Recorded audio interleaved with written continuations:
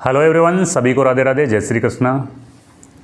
तो राजस्थान में जो जेल प्रेरी वाली वैकेंसी अभी चल रही है, इस वैकेंसी के ऊपर अपन इस वीडियो में चर्चा करेंगे। आपने थंबनेल देख लिया होगा, थंबनेल में अपन 3-4 टॉपिक के ऊपर विशेष रूप से चर्चा करेंगे। पहला अपना रहेगा प्रीवियसली कट ऑफ क्या रही थी।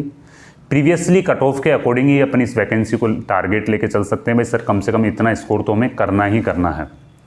किनका सिलेक्शन होना है इस वैकेंसी में वो भी मैं आपको बता दूंगा।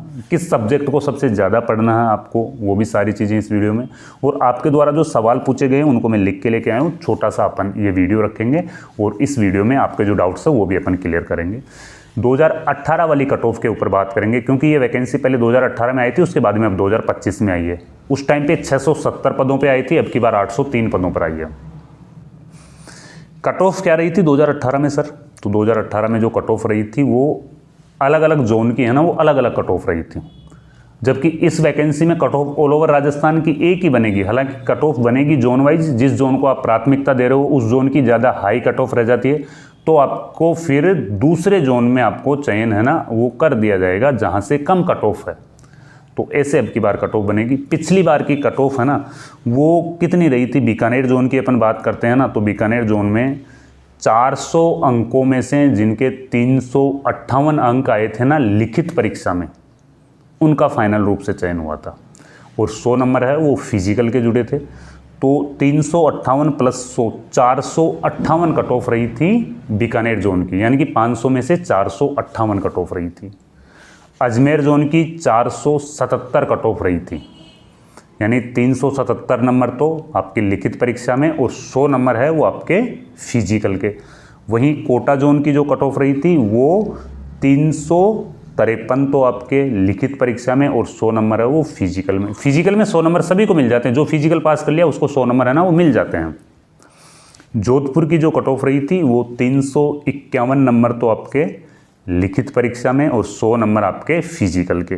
भरतपुर की कट ऑफ थोड़ी कम रही थी पिछली बार, 270 अंक तो लिखित परीक्षा में और 100 अंक आपके फिजिकल में। तो अब आप देख लो, इसी से कम कट ऑफ नहीं रहने वाली इस वैकेंसी में, इससे है ना ज़्यादा ही कट ऑफ रहेगी। 8.5 लाख के आसपास में बच्चे फॉर्म भरे हैं और ओनली फॉर 800 बच्चों को लेना है। तो 1045 बच्चों में से एक का ही चयन होना है। अब जिस सेंटर में आप एग्ज़ाम देने जा रहे हो ना, वहाँ पे सोच लो अगर 1000 बच्चे आए हैं ना, तो उनमें से सिर्फ और सिर्फ एक का ही चयन होना है। क्योंकि जब मैंने भी एग्ज़ाम देने गया था ना, तो मेरे सेंटर पे जितने भी स्टूडेंट्स थे उनमें से मैं सोच रहा था कि यार इनमें से सिर्फ और सिर्फ एक का ही चयन होगा, कौन होगा वो खुशनसीब। लेकिन मेरे को इतना भरोसा था कि हाँ अपना ज़रूर होगा, क्योंकि मैं फुल ऑफ कॉन्फिडेंस से पेपर दिया था। और पेपर देते टाइम पे कॉन्फिडेंस लेवल आपका हाई होना चाहिए। अगर पेपर देते टाइम पे आपका कॉन्फिडेंस लेवल हाई है ना, तो आपको कुछ क्वेश्चन ऐसे हैं जो आपके कॉन्फिडेंस की वजह से भी राइट हो जाते हैं। और आपका कॉन्फिडेंस लूज है, आप डर रहे हो पेपर को देख के, काफ़ी ज़्यादा आपको अनकंफर्टेबल फील हो रहा, तो वो फिर आते आते प्रश्न है ना वो भी गलत हो जाते हैं। तो कॉन्फिडेंस आपका हैवी होना चाहिए, क्योंकि अब की बार कंपटीशन है वो काफ़ी ज़्यादा है। कुल एग्ज़ाम में देखो, पहले एग्ज़ाम होनी है अप्रैल में, पहले एग्ज़ाम होगी। एग्ज़ाम में 10 गुना स्टूडेंट्स पास करेंगे फिजिकल के लिए। 803 पद हैं तो 8030 स्टूडेंट्स को फिजिकल में बुलाएंगे। ठीक है सर, 8030 को है ना वो फिजिकल में बुला लेंगे। फिजिकल के अब की बार है ना वो 100 नंबर इक्वल है, तो अब की बार cut off only for paper से ही बनेगी। फिजिकल के नंबर तो सभी को 100 नंबर इक्वल है, तो अब की बार कट ऑफ है ना वो आपकी पेपर से ही बनेगी। और कट ऑफ है ना ऑल ओवर राजस्थान की बनने वाली है। पिछली बार की तरह अलग अलग जोन, जिस जोन से सेलेक्ट नहीं हुआ उसको दूसरे जोन में नहीं जाने दिया था, लेकिन अब की बार जिस जोन से आप सेलेक्ट नहीं हो रहे हो तो आपको दूसरे जोन में भी मौका मिलेगा, अगर आपके उतने नंबर हैं जितने अंकों पर उस जोन में सिलेक्शन हो रहा है। तो ये चीज़ हो गई। इसके अलावा जो सबसे इम्पोर्टेंट बात है कि सर अब हमें कोर्स खरीदना चाहिए क्या, नया कोर्स खरीदना चाहिए, नई बुक खरीदनी चाहिए क्या, ऐसे भी सवाल आपके द्वारा पूछा जाता है। या किस प्रकार से मैं पढ़ूँ, कौन से सब्जेक्ट को सबसे ज़्यादा मेरे को वेटेज देना चाहिए।